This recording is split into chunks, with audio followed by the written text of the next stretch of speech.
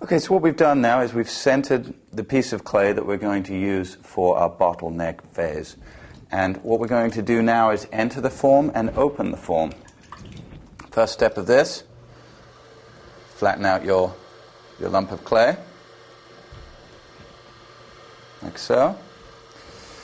Now entering the form, some people like to use a finger and go in like this, holding it steady with the other hand. I like to use my thumbs. And I just place my hand on either side of my lump of clay, and I just find the center.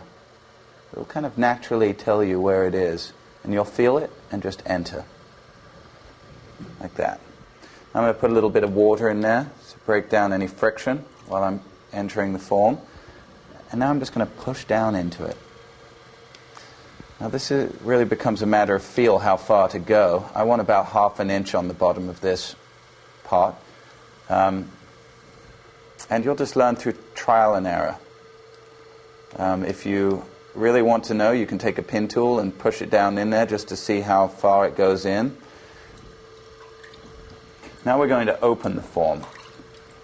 How I do this, I use this hand and I make a claw. Keep the outside wet with a sponge. And I just claw the form and pull it towards me.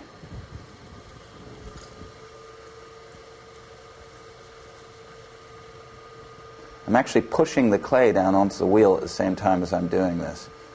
Now what I've done is I've opened the form, and you can see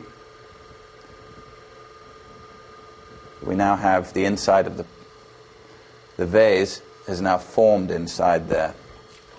The next step is going to be pulling up the walls of this vase, and we're going to get to that in the next segment.